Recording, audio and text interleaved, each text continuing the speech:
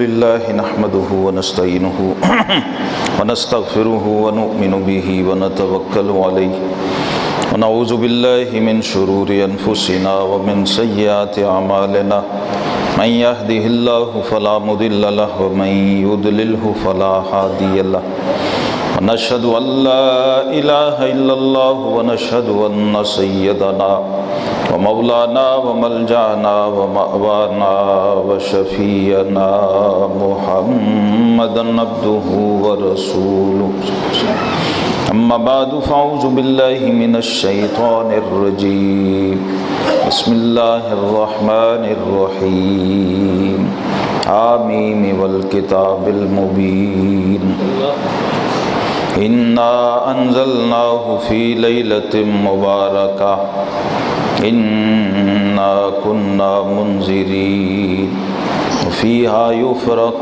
كل أمر حكيم آمنت بالله صدق الله مولانا العظيم وبلغنا رسوله النبي الكريم الأمين إن الله وملائكته يصلون على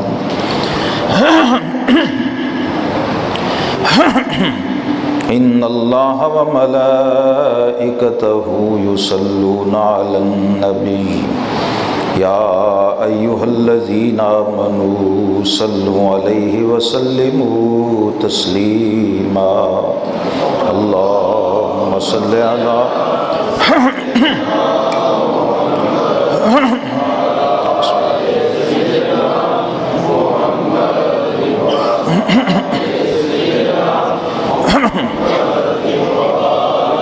وسلم علیہ اللہم صل علی سیدنا محمد وعلی آل سیدنا محمد واصحاب سیدنا محمد وبارک وسلم علیہ الصلاة والسلام علیک یا سیدی یا رسول اللہ وعلى آلك وأصحابك يا حبيب الله مولاي صل وسلم دائما ابدا على حبيبك خير الخلق كلهم حاضرین محترم، ماہ شعبان المبارک ہے، شعبان المعظم، بڑا عظیم الشان مہینہ ہے۔ اس کے بارے میں خود نبی رحمت صلی اللہ علیہ وسلم نے اپنی امت کو متوجہ کیا اور فرمایا کہ رجب اور رمضان کے درمیان ایک ایسا مہینہ ہے جس کی عظمت و شان سے لوگ غافل ہیں۔ رجب حرمت والا مہینہ ہے اور رمضان یہ نزول قرآن کا مہینہ ہے، سب لوگ جانتے ہیں، لیکن فرمایا شعبان وہ ہے کہ رمضان شہر اللہ و شعبان شہری، فرمایا رمضان اللہ کا مہینہ ہے اور شعبان میرا مہینہ ہے۔ اور میں جب اس کی تھوڑی سی تحقیق کی تو پتہ چلا کہ شعبان المعظم وہ مہینہ ہے، رمضان میں قرآن اترا اور شعبان میں آیات رمضان اتری۔ یہ جو روزے کے احکام ہیں، رمضان کے مہینے کے احکام ہیں، یا ایھا الذین آمنوا کتب علیکم الصیام، یہ شعبان المعظم کے مہینے میں نازل ہوئی۔ یعنی رمضان میں ہمیں قرآن ملا ہے اور شعبان میں ہمیں رمضان ملا، اور دوسرا بڑا اہم عظیم الشان واقعہ جو اس مہینے میں ہوا وہ تحویل قبلہ ہے۔ اللہ کے محبوب کریم علیہ السلام جامع مسجد بنی عبدالاشہل میں ظہر کی نماز ادا کر رہے تھے، جس کو آج کہتے ہیں مسجد قبلتین۔ جو خوش نصیب وہاں گئے ہیں انہوں نے وہ منظر دیکھا ہے کہ اللہ کے محبوب علیہ السلام عین حالت نماز میں ہیں اور اپنا چہرہ مبارک آسمان کی طرف اٹھا رہے ہیں بار بار، اور رب ذوالجلال نے اسی وقت اسی حال میں دوران نماز وہی نازل فرمائی کہ اے محبوب اب آپ اپنا چہرہ مسجد اقصی سے مسجد الحرام کی طرف پھیر لیں۔ تو عین دوران نماز نبی کریم علیہ السلام نے اپنا رخ پھیر لیا، اور جنہوں نے وہ منظر دیکھا ہے کہ پہلے نماز ہو رہی تھی اس طرف کو، امام ادھر کھڑا ہے محراب میں اور اس کے پیچھے صفیں ہیں، اور جب حکم ہوا تو بالکل اپوزٹ تھا۔ جب حکم ہوا کہ اے محبوب فولی وجہک شطر المسجد الحرام فلنولینک قبلۃ ترضاھا، اے محبوب جو قبلہ آپ کو پسند ہے ہم آپ کو اسی طرف پھیر دیں۔ کیوں کہا؟ یہ جملہ کیا ہے؟ فَلَنُوَلِّيَنَّكَ قِبْلَةً تَرْضَاهَا، اے محبوب اب قبلہ بھی تیری مرضی کا ہوگا، جدھر تو رخ کر لے ادھر قبلہ۔ اب وہ عجیب امتحان تھا نمازیوں کا، مقتدیوں کا، کیونکہ ان کو اعلان نہیں کیا تھا کہ آج نماز کے بعد قبلہ بدلنا ہے، آج دوران نماز قبلہ بدلنا ہے۔ یہاں تو حافظ صاحب کہتے ہیں نا جی سجدہ ہوگا، پہلی رکعت میں سجدہ، دوسری رکعت میں سجدہ، تو نمازی وہاں پر اعلان نہیں کیا ہے، امام کھڑا ہوا ہے اور دوران نماز حکم آ گیا، تو جب امام نے اپنا چہرہ پھیرا تو اب کیا ہوا؟ چہرہ نمازیوں کی طرف ہو گیا، اور نمازیوں کو پتہ چل گیا، وہ سارے گھوم کے پیچھے آئے اور پھر صفیں باندھ کے کھڑے ہو گئے، کیونکہ انہیں پتا تھا کہ ہمارا امام قبلے کا پابند نہیں ہے، قبلہ ہمارے امام کا پابند ہے۔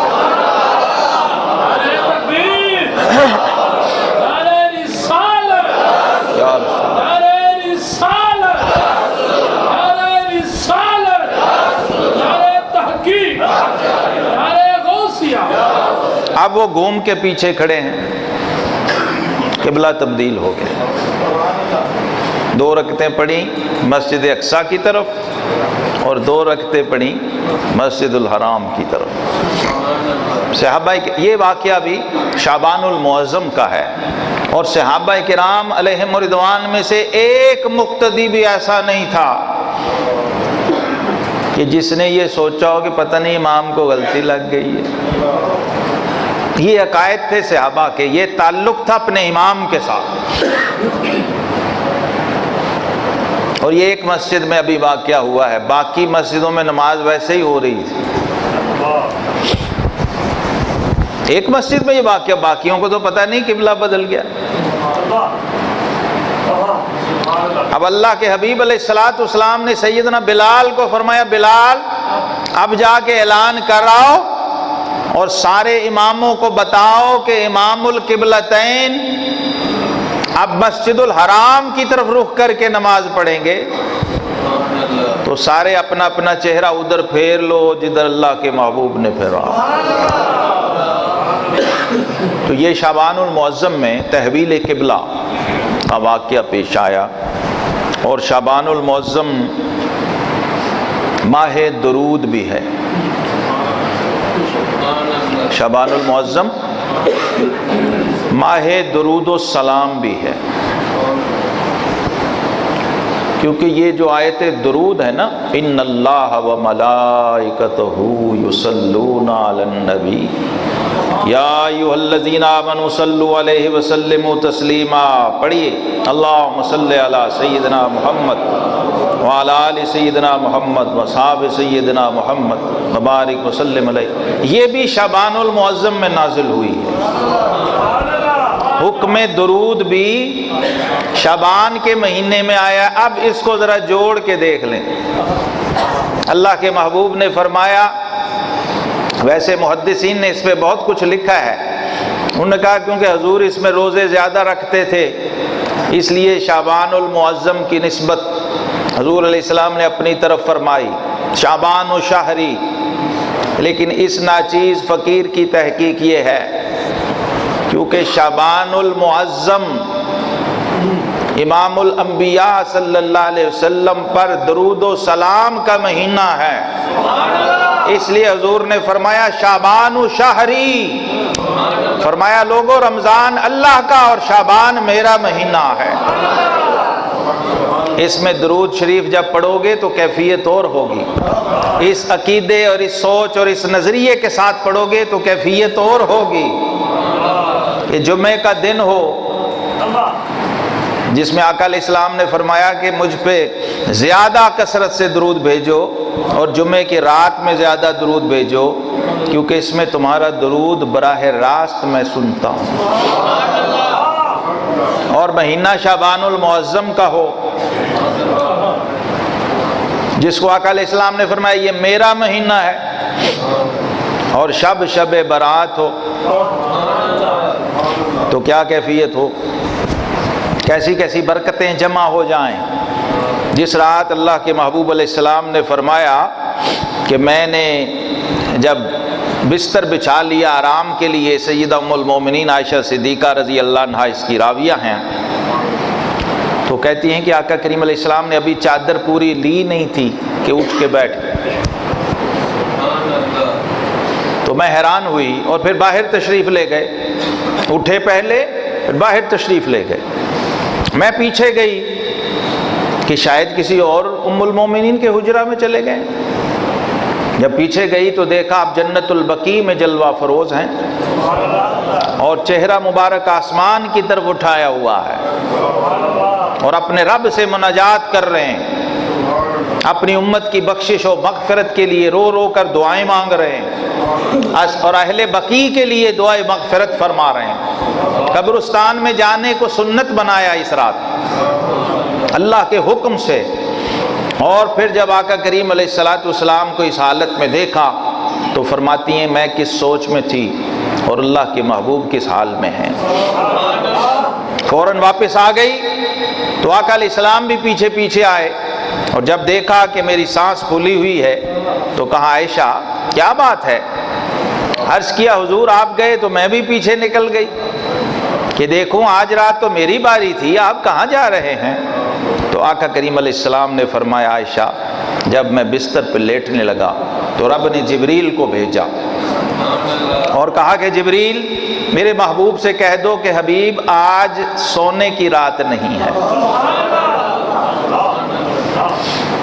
آج سونے کی رات نہیں، نیند کی رات نہیں ہے، آج عبادت کی رات ہے اور اپنے رب سے مانگنے کی رات ہے۔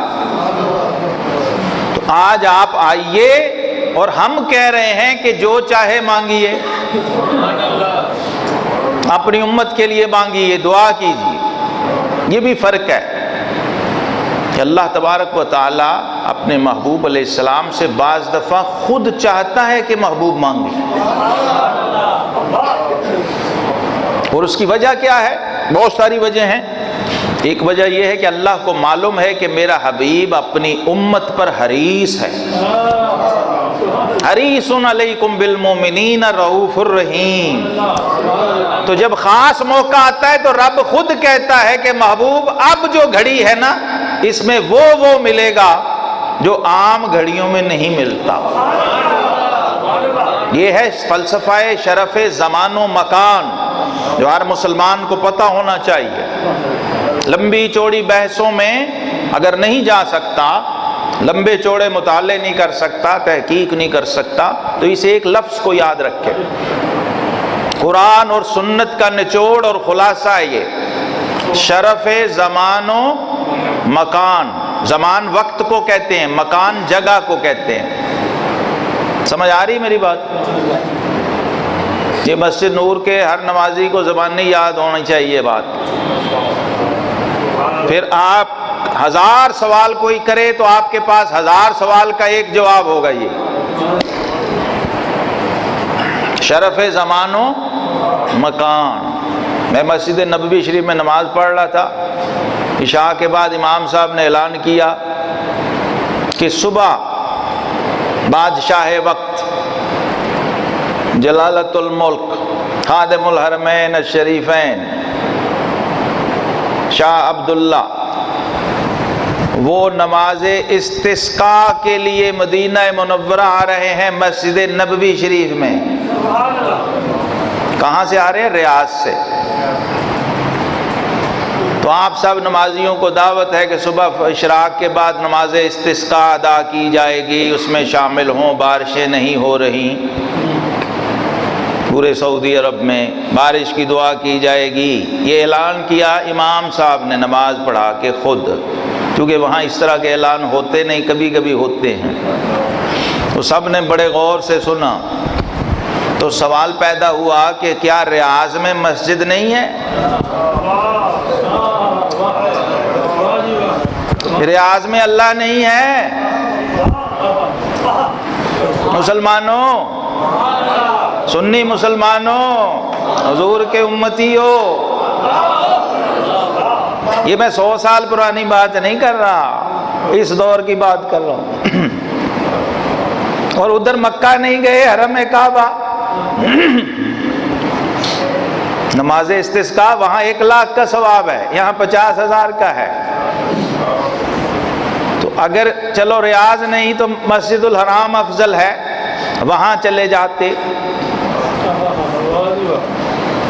اس کا مطلب یہ ہے کہ جو یہاں ہے وہ وہاں نہیں ہے۔ اس کو کہتے ہیں شرف مکان۔ اس کو کیا کہتے ہیں؟ شرف مکان۔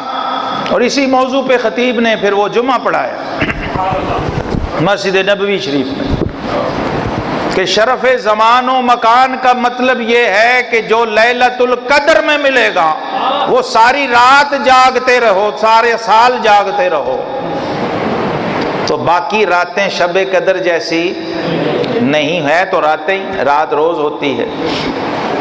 جو شب برات میں ملے گا وہ سارا سال نہیں ملے گا، کیونکہ آقا کریم علیہ السلام نے فرمایا شعبان مطہر و رمضان مکفر، فرمایا شعبان بندے کو پاک کرتا ہے، شعبان بندے کو پاک کرتا ہے، اور رمضان اس کے نامہ اعمال سے اس کے گناہوں کو مٹاتا ہے۔ رمضان پچھلی زندگی کا کفارہ ہے، اور شعبان رمضان کا وارم اپ ہے۔ شعبان بندے کو کوالیفائیڈ بناتا ہے اور تیار کرتا ہے رمضان سے فیض لینے کے لیے، اور رمضان اس کے پچھلے سال کے گناہوں کو مٹانے آتا ہے۔ ماہ رمضان کفارہ ہوتا ہے اس پورے سال کا، لیکن اس رمضان سے اگر فیض لینا ہے تو پہلے شعبان کی برکتیں سمیٹنی ہوں گی۔ اب یہ آقا علیہ السلام نے جو فرما دیا کہ یہ وہ مہینہ ہے جس سے لوگ غافل ہیں، اور علامہ ابن رجب حنبلی نے لکھا ہے یہ جو شعبان ہے اس نے اللہ کی بارگاہ میں عرض کی، اس مہینے نے کہا کہ اللہ تو نے مجھے 2 مہینوں کے درمیان رکھا ہے، رجب حرمت والا ہے، رمضان برکت والا ہے، مجھے درمیان میں خالی چھوڑ دیا۔ رمضان قرآن والا مہینہ ہے، رجب معراج والا مہینہ ہے، تو مجھے کیا دیا؟ تو فرمایا شعبان تجھے ہم نے شہر القراء بنا دیا۔ قرآن رمضان کا مہینہ ہے، تو قاریوں کا مہینہ ہے۔ جس قاری نے شعبان میں قرآن، رمضان میں قرآن تراویح میں سنانا ہے، رمضان میں 1 قرآن سنائے گا، اور دور کرتے ہوئے رمضان سے پہلے تیاری شروع کر دے گا، تو سارے قاری اکٹھے ہو کے آپس میں 2-2 4-4 قاری کو ڈھونڈ رہا ہوتا ہے، حافظ کو ڈھونڈ رہا ہوتا ہے کہ آؤ دور کریں۔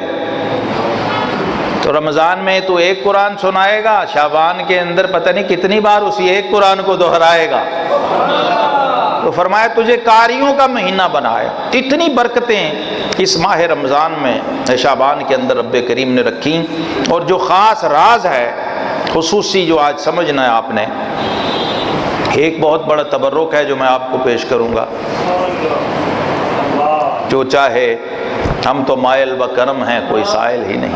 اللہ نے تو اس امت پہ بڑی مہربانیاں فرمائی ہیں۔ صحیح مسلم میں ہے یہ معقل بن یسار رضی اللہ عنہ کی روایت، نبی کریم علیہ السلام نے فرمایا العبادۃ فی الحرج کالہجرۃ الی، فرمایا غفلت کے وقت میں عبادت اور بندگی، جب لوگوں کا دھیان اور خیال نہ ہو، اس وقت اللہ کی عبادت اور بندگی کرنا ایسے ہے جیسے میری طرف ہجرت کرنا۔ کوئی بندہ کل کائنات چھوڑ کے، تو آقا علیہ السلام نے فرمایا میری بارگاہ میں میرے پاس آ کے کل زندگی گزار دے، ساری دنیا چھوڑ کے جو میرے پاس آ گیا، فرمایا اس میرے امتی کی مثال جو غفلت کے وقت عبادت میں ہو، اس کی مثال ایسی ہے کہ اس نے میری طرف ہجرت کی ہے۔ کوئی ذکر کرنے والا نہیں، وہ بیٹھا ذکر کر رہا، کوئی نفل پڑھنے والا نہیں، وہ بیٹھا نفل پڑھ رہا ہے، کوئی تلاوت کرنے والا نہیں، وہ بیٹھا تلاوت کر رہا ہے، کوئی درود بھیجنے والا نہیں، وہ بیٹھا درود بھیج رہا ہے، کوئی اللہ اللہ کرنے والا نہیں، وہ اللہ اللہ کر رہا ہے۔ فرمایا اس وقت وہ اکیلا نہیں ہوتا، وہ پوری جماعت ہوتا ہے، وہ پوری امت ہوتا ہے وہ شخص۔ اور اس کی شان کیا ہے؟ فرمایا اس کی وجہ یہ ہے کہ اللہ تبارک و تعالی اس بندے کو پسند کر لیتا ہے کہ یہ ایک ایسا خوش نصیب بندہ ہے کہ لوگ غفلت میں ڈوبے ہوئے ہیں اور یہ اپنے رب کی عبادت میں اور اس کی رضا کے حصول میں مشغول ہے۔ اور اب دیکھیے جب بندہ ذکر میں ہوتا ہے، بندگی میں ہوتا ہے، تو لا محالہ وہ گناہ سے، غفلت سے، معصیت سے بچا ہوتا ہے۔ کام بظاہر ایک کیا اور نتیجے دو مل رہے ہیں، ذکر میں بھی ہے، گناہ سے بھی بچا ہوا ہے۔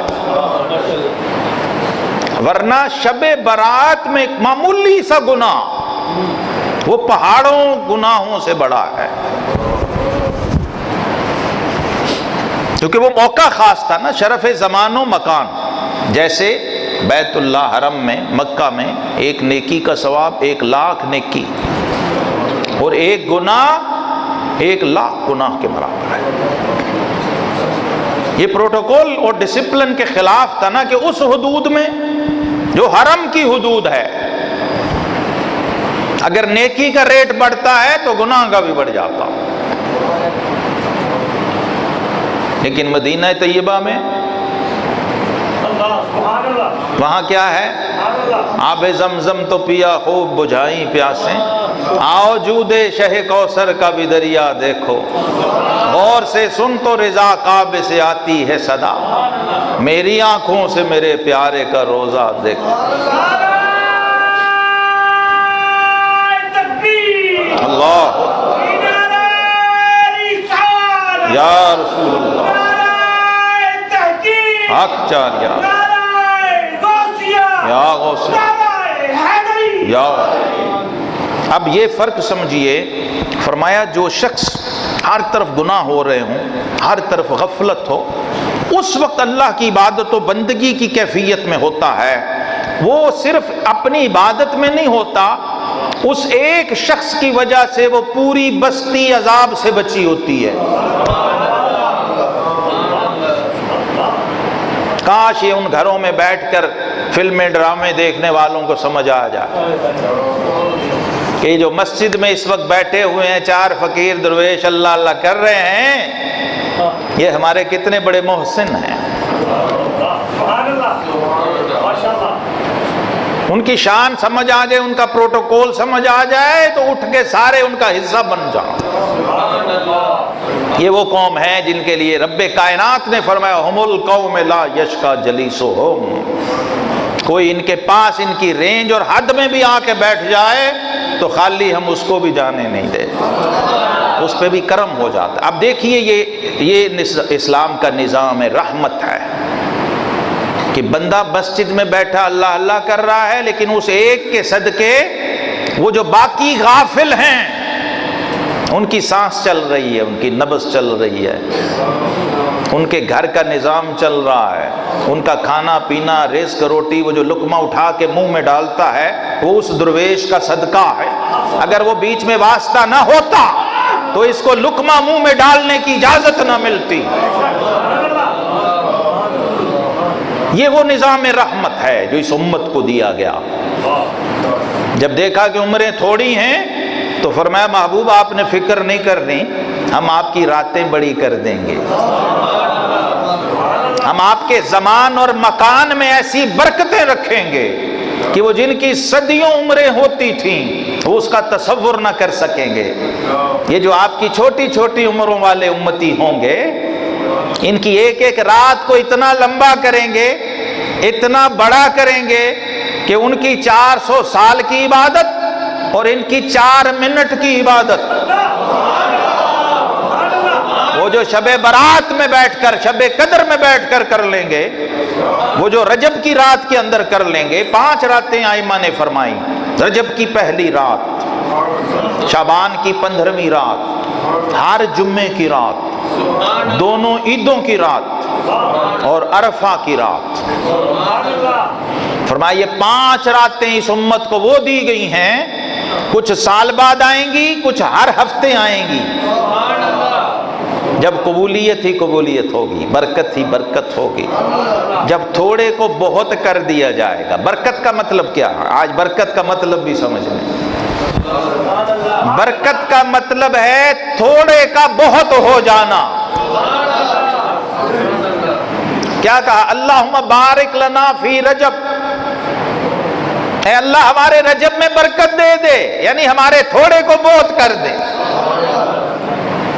بارک لنا فی شعبان، ہمارے شعبان میں برکت دے دے۔ ہم 3 روزے رکھیں تو پورے مہینے کو روزہ بنا دے۔ ہم عشاء جماعت سے پڑھیں، صبح فجر جماعت سے پڑھیں تو پوری رات کو عبادت بنا دے۔ یہ برکت ہے جو اس امت میں رکھی گئی، تھوڑے کا بہت ہو جانا، لیکن وہ جو شرائط بتائی ہیں ان کو پورا کر لے۔ ایسا نہ ہو، ام المومنین فرماتی ہیں جب آقا علیہ السلام نے اس رات کا تعارف کروایا تو فرمایا اے عائشہ، اس رات میرا رب آسمان دنیا پہ جلوہ فروز ہوتا اور ساری رات آواز آتی رہتی ہے، حل من مستغفر، ہے کوئی بخشش مانگنے والا کہ اسے بخش دیا جائے؟ حل من مستغفر، ہے کوئی بخشش کا طالب؟ حل من مسترزق، ہے کوئی رزق کا طالب؟ رزق صرف روٹی کو نہیں کہتے، یاد رکھنا۔ جب لفظ رزق بول لیں تو آپ روٹی دال آٹے کی طرف چلے جاتے ہیں۔ نہیں نہیں نہیں، ہے کوئی رزق مانگنے والا، ہے کوئی روح کا رزق اور لنگر مانگنے والا، ہے کوئی ذہن کا رزق مانگنے والا، ہے کوئی جسم کا رزق مانگنے والا۔ یہ رزق میں صحت بھی ہے، عافیت بھی ہے، دولت بھی ہے، برکت بھی ہے، عبادت کی توفیق بھی ہے، ذکر کی توفیق بھی ہے۔ رزق ہر اس چیز کا نام ہے جس کی آپ کو ضرورت ہے، وہ دنیا کی ہو یا آخرت کی ہو، وہ مادی ہو یا روحانی ہو۔ انسانی ضرورت کا نام رزق ہے۔ جو بھی اللہ نے پیدا کیا وہ سب رزق ہے، جو مانگنا ہے۔ وہ اس مانگنے میں کیا کیا ہے؟ فرمایا جس کو اولاد ملنی ہے، جس کے اس سال جس بچے نے دنیا میں جس روح نے آنا ہے وہ اسی رات طے ہوتا، جس نے حج کرنا ہے، عمرہ کرنا ہے، اسی رات لکھا جاتا، جس کی شادی اور نکاح ہونا ہے وہ اسی رات لکھا جاتا۔ تو بات یہ ہے کہ جب وہ دے رہا تھا تو لینے والا کوئی نہیں تھا، اور جب دروازہ بند ہو گیا تو اب ڈھونڈ رہا ہے آ کے۔ اب آوازیں آ رہی ہیں کہ آ جاؤ اور لے جاؤ، تیار نہیں۔ ہم تو مائل بکرم ہیں، کوئی سائل ہی، راہ دکھلائیں کسے راہ رب منزل ہی نہیں۔ تو یہ وہ رات ہے جو رحمت کی رات ہے، بخشش کی رات ہے، مغفرت کی رات ہے، رزق کے حصول کی رات ہے۔ سب سے پہلا کام جو اس میں کرنے کا ہے وہ توبہ ہے۔ وہ کیا ہے؟ توبہ۔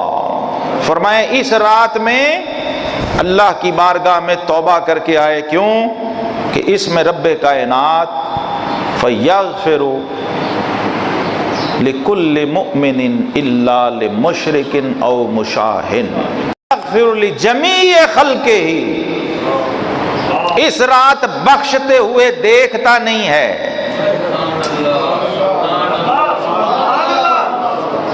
فَيَغْفِرُ لِجَمِيعِ خَلْقِهِ، ساری مخلوق کو بخش دیتا ہے، إِلَّا لِمُشْرِكٍ أَوْ مُشَاهٍ، مشرک کو نہیں بخشتا، مشاہن کو نہیں بخشتا، حاسد کو، کینہ پرور کو، جس نے دل میں حسد یا کینہ رکھا ہوا، بغض رکھا، ان کو فرشتوں کو کہتے ہیں ان کے حال پہ چھوڑ دو جب تک اپنے سینے کو کینے سے پاک نہ کرو۔ تو اب یہ بد نصیبی کا دور ہے، بدبختی کا دور ہے کہ کسی کے پاس کسی سے معافی کا بھی ٹائم نہیں ہے، معذرت کا بھی ٹائم نہیں ہے۔ اب کیا ہے، وہ بڑی ہمت کرے گا تو وہ کیا کرتا ہے، ایس ایم ایس کر دیتا ہے جی، ایس ایم ایس کر دیتا ہے کہ آپ مجھے خود ہی معاف کر دینا، میرے پاس ٹائم نہیں آ کے معافی مانگنے کا۔ اور ایس ایم ایس کا مطلب یہ ہوتا ہے کرنا ہے تو کر دیں، نہیں کرنا تو نہ کریں۔ اتنی لاپرواہی کی حد ہے۔ 14 شعبان کا سورج غروب ہونے سے پہلے جب تک یہ کھاتا کلیئر نہیں ہوتا، اس شخص کی انٹری شبرات میں نہیں ہوتی، شبرات اس کے سر سے گزر جائے گی، اس کو خبر بھی نہیں۔ تو سب سے پہلا کام ہے سچی توبہ، یا ایھا الذین آمنوا توبوا الی اللہ توبۃ نصوحا۔ اس رات ہم نے اس بار، چونکہ یہ توبہ کا جو قرآن کا حکم بار بار ہے، جامع مسجد نور میں ہم ایک مجلس توبہ بھی رکھیں گے رات 12 بجے اور 1 کے درمیان انشاءاللہ، ایک خصوصی محفل ہوگی جی۔ کل جو شب برات آ رہی ہے، ہمارے ہاں انشاءاللہ سحری کا بھی ہوگا انتظام، شب بیداری کا بھی ہوگا مسجد نور میں، لیکن ہمارے حلقہ جو ذکر ہے، ہمارا حلقہ روحانیت جو ہے، اس کے زیر اہتمام ہم ایک خصوصی نشست رکھیں گے۔ شب بیداری تو ساتھ ہوگی، باقی سب بھی ہوگا، لیکن اس میں ہم ایک تو توبہ ہوگی، ایک صلاۃ التوبہ ہوگی۔ صلاۃ التوبہ کے 2 رکعات ہم پڑھیں گے، اجتماعی توبہ اور پھر صلاۃ التوبہ، اور پھر اللہ تبارک و تعالیٰ کی طرف رجوع کریں گے۔ اس کا اس دفعہ عملی اظہار اس کی ہم کوشش کریں گے۔ شعبان المعظم میں نے کہا کہ درود کا مہینہ ہے۔ حضرت سیدنا امام جعفر الصادق، امام جعفر بن محمد بن علی بن حسین بن علی رضی اللہ تعالی عنہم، آپ فرماتے ہیں کہ جس شخص نے من صلی علی النبی صلی اللہ علیہ وسلم فی شعبان کل یوم 700 مرۃ، جس نے شعبان میں 700 بار روزانہ درود شریف پڑھا، یوکل اللہ تعالی ملائکۃ لیوصلوها الیہ، فرمایا اللہ ان پر کچھ ایسے فرشتے اس بندے پر مستقل مقرر کر دیتا ہے، وہ امتی پڑھتا جاتا ہے اور وہ ساتھ ساتھ اٹھا کے بارگاہ رسالت میں پیش کرتے جاتے ہیں۔ اس سے فرمایا کیا ہوتا ہے، وَتَفْرَحُ رُوحَ مُحَمَّدٍ صلی اللہ علیہ وسلم بِذَالِکَ، جو ہی وہ امتی پڑھتا جاتا ہے حضور علیہ السلام کی روح سے خوش ہوتی جاتی ہے، کیونکہ شعبان کا مہینہ خاص ہے۔ اور فرمایا پھر اللہ ان فرشتوں سے کہہ دیتا ہے کہ اے فرشتوں، اب تم نے قیامت تک میرے اس بندے کے لیے مجھ سے بخشش مانگتے رہنا اور استغفار کرتے رہنا ہے۔ اور دوسری روایت امام جعفر الصادق کے جد امجد حضرت سیدنا امام حسن مجتبی رضی اللہ تعالیٰ عنہ، نواسہ رسول، شبیہ رسول، حضرت طاؤس یمانی کہتے ہیں، تابعی، وہ کہتے ہیں میں نے پوچھا کہ حضور یہ لیلۃ السق کیا ہے؟ یہ سق عربی میں چیک کو کہتے ہیں، چیک کا تو سب کو پتہ ہوگا ماشاءاللہ، جو بینک سے کیش کراتے ہیں پیسے سواد کے ساتھ، وہی چیک بننا ہے سق سے عربی میں، اسی کا نام انگریزوں نے انگلش میں چیک رکھ دیا، یہ عربی کا لفظ ہے بیسیکلی۔ لیلۃ السق کیا ہے؟ یعنی لیلۃ النصف من شعبان، اور اس میں جو عمل ہے وہ کیا ہے؟ آپ کیا کرتے ہیں اس رات شب برات میں؟ امام حسن مجتبیٰ سے پوچھا۔ اب نواسۂ رسول کا عمل دیکھیں شب رات میں، فرمایا میں اس کے 3 حصے کرتا ہوں، اس رات کے 3 حصے کرتا ہوں۔ فَثُلُثٌ أُصَلِّ فِيهِ عَلَى جَدِّي النبی صلی اللہ علیہ وسلم، اس رات کا ایک حصہ مستقل اپنے نانا پر درود بھیجتا رہتا ہوں، کیونکہ میرے رب کا حکم ہے یا ایھا الذین آمنوا صلوا علیہ وسلموا تسلیما، اور پھر اس کا ایک حصہ توبہ اور استغفار کے لیے رکھتا ہوں، کیونکہ اللہ نے فرمایا وما کان اللہ معذبہم وہم یستغفرون، جب تک یہ استغفار کرتے رہیں گے اللہ ان کو عذاب نہیں کرے گا۔ اور تیسرا حصہ رکھتا ہوں اللہ کی عبادت کے لیے، سجدہ کے لیے، نماز کے لیے، نوافل کے ذریعے، کیونکہ اللہ سجدے سے بندے کو اپنا قرب دیتا ہے۔ اور فرمایا کہ حضور صلی اللہ علیہ وسلم کا فرمان ہے، جس نے، اس کا ایک نام ہے لیلۃ السق جو میں نے بتایا اس رات کا، فرمایا جس نے لیلۃ السق میں بیداری کے ساتھ اللہ کی عبادت کر لی، اللہ قیامت تک اس کو اپنے مقربین کے اندر لکھ دیتا ہے۔ اور رب کریم ہمیں اس رات کا فیض نصیب کرے اور اپنا قرب حاصل کرنے کی توفیق عطا فرمائے۔ غسل کرنے کے بعد جو شرعی مسنون غسل ہے وضو کی ضرورت نہیں ہوتی، ٹھیک ہے جی، غسل کر لیا مسنون پھر وضو کی ضرورت نہیں ہے۔ وضو کیا جاتا ہے اس میں پہلے آپ نے کلی کر لی، ناک میں پانی ڈال لیا، چہرہ دھو لیا، سنت طریقہ ہے، پھر سر پہ پانی ڈالا اور پورے جسم پہ پانی بہا دیا، تو اب آپ کا وضو بھی ہو گیا، غسل بھی ہو گیا۔ اس کے بعد بلا عذر شرعی وضو کی ضرورت نہیں ہے۔ وآخر دعوانا